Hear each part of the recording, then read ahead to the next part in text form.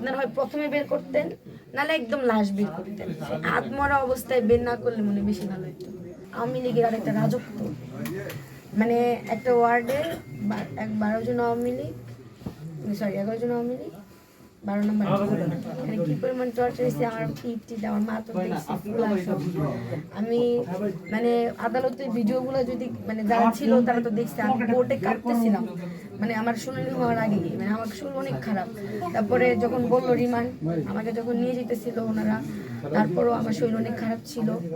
আমার জন্য ওয়ার্ডে একটু কারাগারে নিয়ে গেল। তারপর যখন জামিনের কথা বললো, তখন আমি মানসিকভাবে মানে নিজের একটু ভালো লাগছে।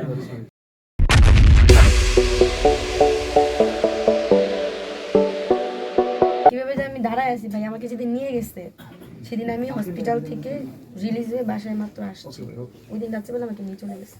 তদন্ত অফিসারকে মেজিস্ট্রেট প্রশ্ন করলো, আপনার কি এজাহারনামা ছাড়া 1 নম্বর বিবাদীর বিপক্ষে আর কোনো প্রমাণ নেই? উনি বললো না। উনি 7 দিনের রিমান্ড ছিল, উনি 2 দিনের রিমান্ড মঞ্জুর করে দিলেন। তারপরে ভাইয়ারা ছিল, ওনারা যেমনি হোক আমাকে বের করতে নেই। আমি মনে করছিলাম আমার জামিন হবে না, ভাই পরীক্ষাও ক্যান্সেল হয়ে যাবে। যাই হোক, সবার কাছে অনেক মানে মন থেকে বের করছে। কিন্তু ভাই এই জিনিসটা কষ্টের যে আপনার হয় প্রথমে বের করতেন, নাহলে একদম লাশ বের করতেন। আত্মরা অবস্থায় বের না করলে মনে বেশি ভালো হতো।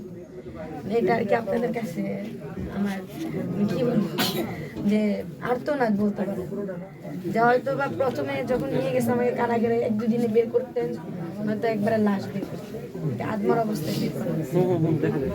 আমার হাত পা কাঁপতেছে, ডেলি আমি এখানে শুনে আপনি আসবেন শুনে, মানে উনি কষ্ট করে বসে আসছি।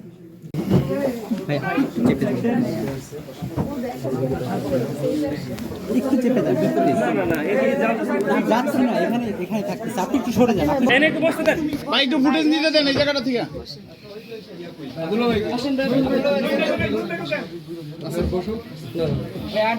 হয়েছে ভাই, হয়েছে হয়েছে একটু ভাই, একটু ওই পাশে চাপ দেই। হ্যাঁ হ্যাঁ হ্যাঁ, ভাই ভাই ভাই ভাই ভাই ভাই ভাই হয়েছে হয়েছে ভাই ভাই, একটু বসতে দাও, এদিকে সর সর ভাই।